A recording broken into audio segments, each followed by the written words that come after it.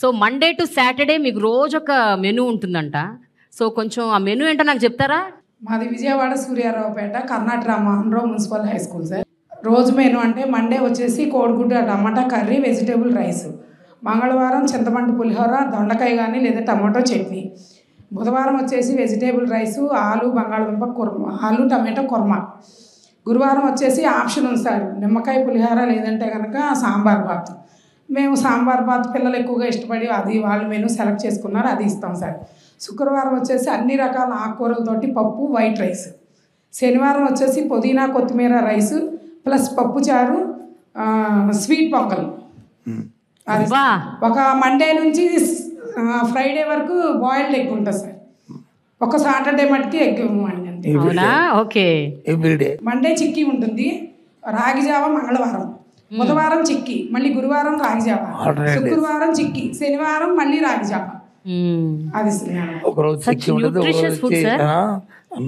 Sir. ఇక్కడ ఈ సందర్భంలో నేను ఒకటి చెప్పాలి సార్. నేను హైదరాబాద్ పబ్లిక్ స్కూల్ బేగంపేటలో చదువుకున్నాను. మన ముఖ్యమంత్రి గారు కూడా అక్కడే చదువుకున్నారు. మాకు అలాంటి మెనూ ఉండేది సార్ మేము చదువుకునే రోజుల్లో. ఇప్పుడు కూడా ఉంది అదే menu. So I'm so happy.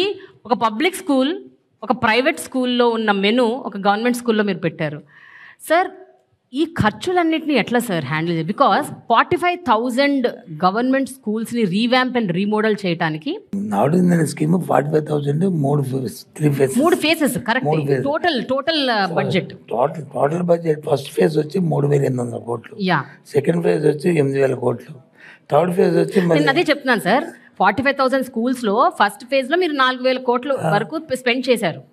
మీరు యాక్చువల్గా ఏం చెప్పారంటే ఈ గవర్నమెంట్ అంటే ఈ నెక్స్ట్ ఎలక్షన్ వచ్చే లోపు ఈ 3 ఫేజుల్లో మేము మొత్తం 45,000 స్కూల్స్ని కవర్ చేస్తామని చెప్పారు.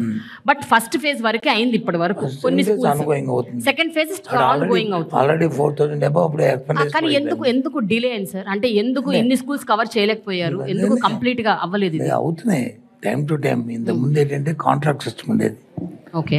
ఇప్పుడు కాంట్రాక్ట్ సిస్టమ్ లేదు.